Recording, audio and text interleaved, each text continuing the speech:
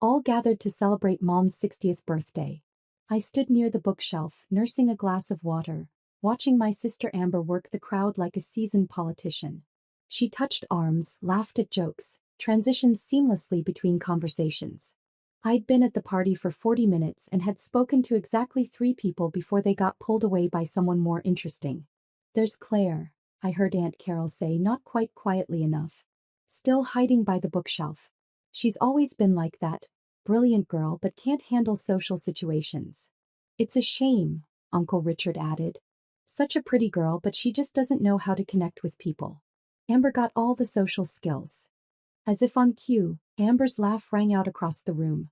At 34, 2 years my senior, she'd perfected the art of being the person everyone wanted to talk to at parties. 5 minutes. Mom called out. "Amber's segment is about to air." Everyone migrated toward the large TV. Amber had been interviewed by the local news about her interior design business's expansion into commercial real estate staging. She'd been talking about it for weeks. I stayed by the bookshelf as the family crowded around the screen. The local news anchor appeared, introducing a segment about local entrepreneurs making waves. Then there was Amber, looking polished and professional, speaking confidently about market trends and her company's growth. It was a good segment. She came across as articulate and knowledgeable. "That's my daughter," Mom announced proudly. The segment lasted 3 minutes. When it ended, the applause was immediate and effusive. "A natural on camera," someone said. "So well spoken," another added. I glanced at my phone. 2:47 p.m. In 13 minutes, my address to the United Nations General Assembly would be broadcast live. I'd been invited to speak about climate adaptation strategies in vulnerable regions, the culmination of 8 years of research and fieldwork. But I hadn't mentioned it to my family. What was the point? They'd proven over and over that they couldn't understand work that didn't fit their framework of success. "Claire, did you see your sister on TV?" Mom asked, finally noticing me. I did. "She did well. Wasn't she wonderful? So articulate." Mom's tone was affectionate but contained an implicit comparison. Where Amber got the charisma, the ease, the social grace, and where I apparently didn't. My phone buzzed. A text from my colleague Dr. Sarah Chin. "We're in the delegates' lounge watching the live stream. You're going to be brilliant. The Secretary General specifically mentioned being excited to hear your recommendations." The Secretary General of the United Nations was excited to hear my recommendations. But here in my mother's living room, I was the awkward daughter who couldn't hold a conversation. "Everyone gather round for the cake," Dad announced. They sang to Mom, took photos, laughed at inside jokes I wasn't part of because I'd missed too many family gatherings while doing fieldwork in Bangladesh and Mozambique and the Marshall Islands. "Speech. Speech," Uncle Richard called out. Mom dabbed at her eyes. "Thank you all for being here. I'm so blessed to have such a wonderful family. Amber with her thriving business and Claire with her important work." Important work. The phrase people used when they didn't actually know what you did. "Amber, we saw you shine on TV today," Mom continued. "You're such a natural. And Claire, sweetheart, you're so dedicated to your research. Even if you're quieter, we know you care deeply about your projects." The distinction was clear. Amber shined. I was quiet and dedicated. One was celebrated, the other was consoled. I checked my phone again. 2:56 p.m. 4 minutes. The cake was served. Conversations resumed. I found myself back near the bookshelf with a plate I wasn't eating from. "Poor Claire," I heard Amber say to her husband Tyler. "She tries, but social situations just aren't her thing. I worry about her sometimes." "She should maybe talk to someone," Tyler suggested. "Like a therapist? For the social anxiety." I didn't have social anxiety. I had social selectivity. I engaged deeply with conversations that mattered and withdrew from ones that didn't. But explaining would only confirm their diagnosis. 3 p.m. Somewhere in New York, in the UN General Assembly Hall, my pre-recorded address was beginning. The live broadcast was streaming on multiple platforms. Journalists from international news organizations were watching. Policymakers were taking notes. And here, my family was discussing Amber's upcoming feature in a regional lifestyle magazine. Then something unexpected happened. One of my younger cousins, maybe 17, had grabbed the remote. "Oh my God," she said, her voice cutting through the chatter. Everyone look at the TV. The room turned. On the screen, the UN logo filled the frame, then cut to the General Assembly Hall. And there I was, standing at the podium with the iconic green marble wall behind me. We are at a critical juncture in human history. My voice came through the speakers, steady and clear. The communities most vulnerable to climate change are often those least responsible for creating it. The Marshall Islands face existential threats from sea level rise. Bangladesh experiences devastating floods. Mozambique confronts cyclones of increasing intensity. The room had gone completely silent. "That's Claire," someone whispered. "At the UN?" someone else asked, confused. On screen, I continued. "Today, I'm presenting our research consortium's 5-year study on community-led climate adaptation, which includes data from 47 countries and collaboration with over 200 local organizations." My cousin had turned up the volume. Every eye was fixed on the screen. "The Secretary General invited her to speak," my cousin said, reading her phone. "She's like a major climate scientist. There are live tweets from CNN and BBC and, oh my God, she has a Wikipedia page." "What?" Amber's voice was faint. My cousin turned her phone around, showing a Wikipedia entry. Dr. Claire Hawthorne, born 1990, is an American climate scientist and policy advisor specializing in climate adaptation in vulnerable regions. She serves as lead researcher for the International Climate Resilience Initiative and has advised multiple national governments on climate policy. On the TV, I was presenting graphs and data. Our research indicates that investing in community-led adaptation strategies yields both better outcomes and lower costs than top-down interventions. "She has a doctorate?" Dad said, sounding stunned. "From MIT," my cousin read. "PhD at 26. She's published in Nature, Science, The Lancet. These are the biggest scientific journals in the world." Mom had gone pale. "Claire never said." "She probably tried," my cousin said. "Oh wow, she testified before Congress last year. And she won the Goldman Environmental Prize. That's like the Nobel Prize for environmental work. It came with $200,000. The room was so quiet I could hear people breathing. On screen, I was concluding, the solutions exist. The knowledge exists. What we need now is the political will to redistribute resources, the humility to learn from marginalized communities, and the courage to make systemic changes. The communities I've worked with aren't asking for charity, they're demanding justice." The General Assembly erupted in applause. Delegates from dozens of countries were standing. The camera caught the Secretary General nodding approvingly. Then the feed cut to a news anchor. That was Dr. Claire Hawthorne, whose groundbreaking research on climate adaptation has influenced policy in over 30 countries. Someone turned off the TV. The silence in Mom's living room was deafening. Aunt Carol spoke first. "You spoke at the United Nations."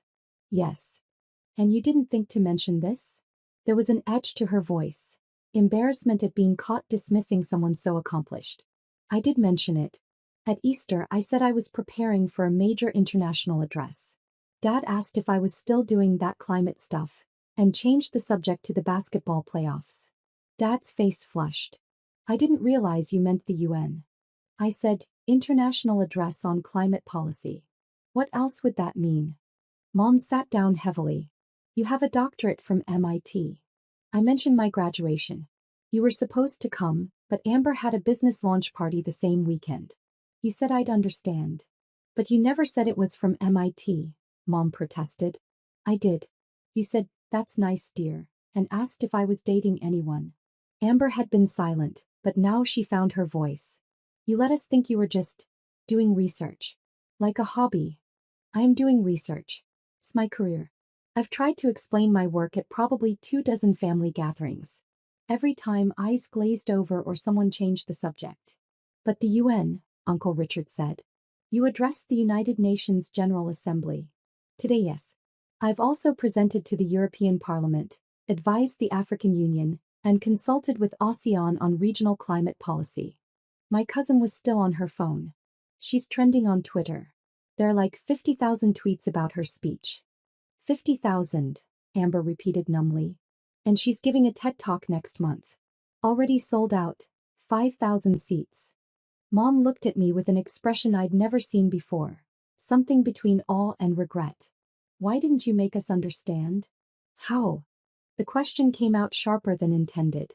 I tried talking about my research and you called it too technical. I mentioned conferences and you asked why I couldn't find work closer to home. I explained the climate crisis and Dad said it was political stuff he didn't want to discuss.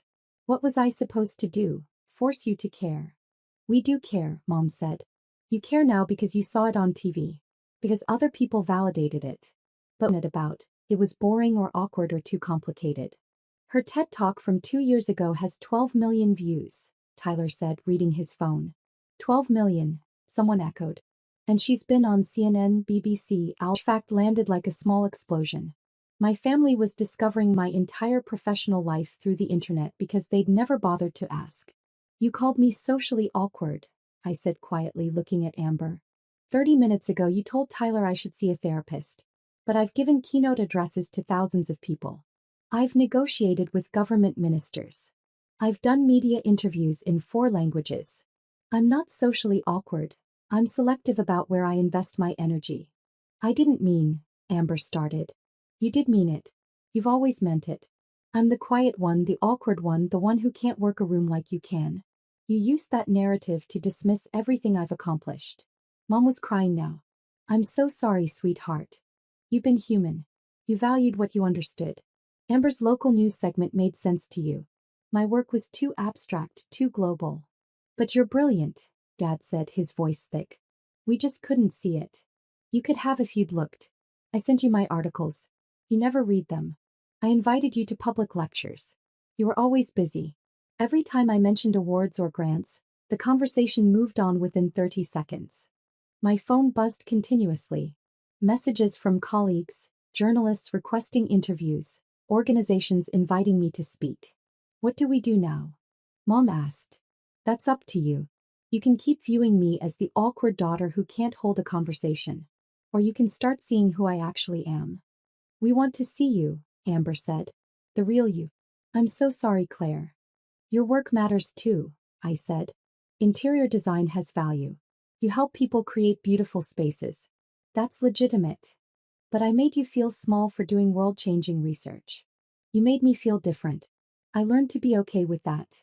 Uncle Richard cleared his throat. I called you socially awkward to your face at Christmas. And you'd just come back from advising the president of the Maldives. To be fair, I said fieldwork in South Asia. You asked if I got a tan. The room was silent, everyone processing their failures to see what was right in front of them. Can we start over? Mom asked. Actually learn about your work, ask real questions, be the family you deserved? You can try. Tell us about the UN speech, Dad said. What happens next? So I told them. About the policy recommendations. About the potential funding for community-led programs. About the partnerships forming between nations. About the shift in how the international community approached climate aid. They listened. Really listened. For the first time in years, my family engaged with my work as if it mattered. You're on CNN tomorrow? Mom asked, taking notes. 6 a.m. and 4 p.m. We'll watch. All of us. Amber approached hesitantly. Can I ask about your work? A real question. Of course. The communities you work with, how do you not get overwhelmed by the scope of the problem? It was the first substantive question any family member had asked in years. I focus on the people, I said. Every policy represents real families. The woman in Bangladesh who developed flood-resistant farming. The island elder preserving navigation knowledge. The Mozambican organizer who created early warning systems. Their resilience drives me. Amber nodded slowly. That's beautiful. And important. Thank you for asking. People started leaving, most stopping to apologize. For assumptions made, for dismissive me. You're my hero. I'm studying environmental science because of your TED Talk. I just never connected that you were the same Claire from family parties. You watched my TED Talk? 5 times. I showed it in my environmental club. We quoted you in our proposal to the school board. She laughed. I've been fangirling over you for 2 years without realizing you were my cousin. After most guests left, my immediate family gathered in the living room. I have so many questions, Mom said. Can we have dinner? Just us. Where you tell us everything and we actually listen. I'd like that. Claire. Dad's voice was heavy with regret. I'm sorry I missed your MIT graduation. I'm sorry I've missed so much. We can't change the past. But we can do better.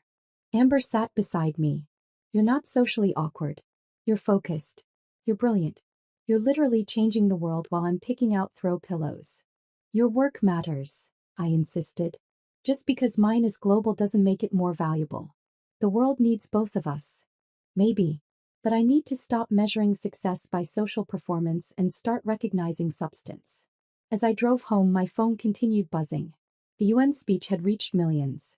Policymakers were engaging with the recommendations. Media outlets wanted interviews.